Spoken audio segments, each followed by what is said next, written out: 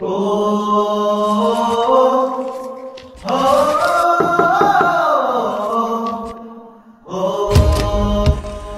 dito na pala kayo. Simulan natin.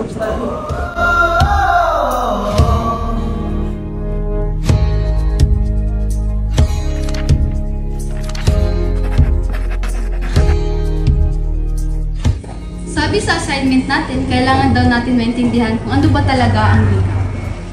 Ayon naman sa notes ko, ang wika daw ay ginagamit ng tao sa pag-iisip at pagkikipag-ugnayan sa wika. So, parang ito para magkaunawaan tayo?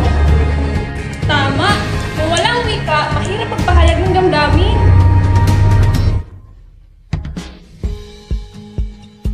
Para cellphone kung walang signal, wala nang usapan.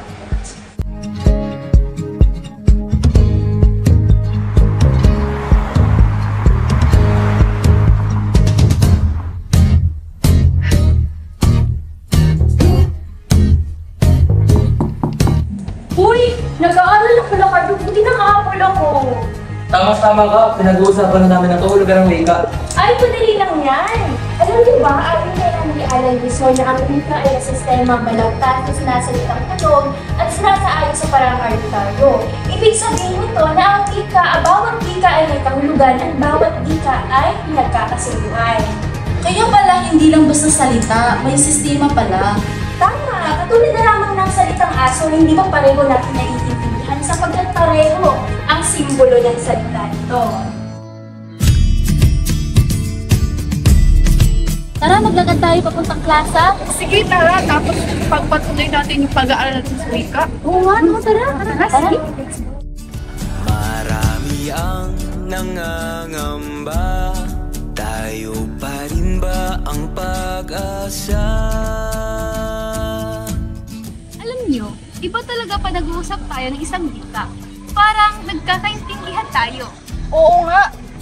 Tulad sa pamilya ko, ang aking mama ay Ilocano, si Papa ay Tagalog. Ngunit pareho silang natuto, kaya nagkakaintindihan pa rin. Oo, totoo. Ang wika ay tulay ng pagkakaunawaan. Kaya kahit iba't ibang rehiyon, nagkakaunawaan pa rin dahil sa iisang pambansang lupa. Kaya pala sabi sa kasabihan na ang hindi marunong magmahal sa sariling wika ay higit pa sa hayop at malansang isda. Ganun pala. Sali-sali kumay, susi ng hinabukasan.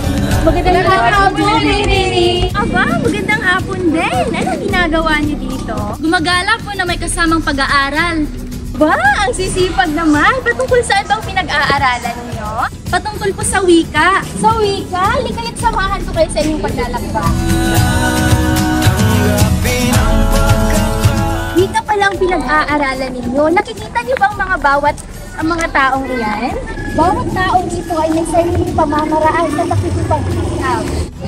Oo nga, yung tindera, sumisigaw sila na. Bili na kayo, tapos yung bata. Isa lang po ate, pero nakakaintindihan pa rin sila.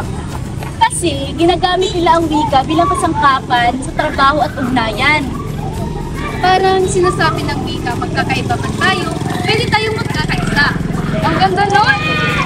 Kaya kung iisipin, ang wika ay hindi lamang salita. Ito ay buhay sapagkat kasabay nitong lumalago ang ating kultura.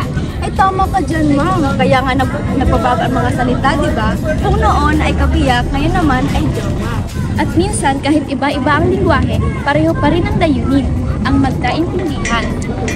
Ang ganda, no? Kahit iba ang Greenland, ngunit iisa pa rin ang pupat.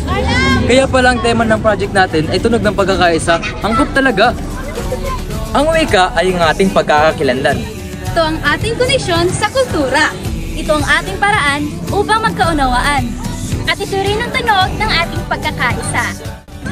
Wika! Tunog ng pagkakaisa, gamitin, pangalagaan at ipagmalaki.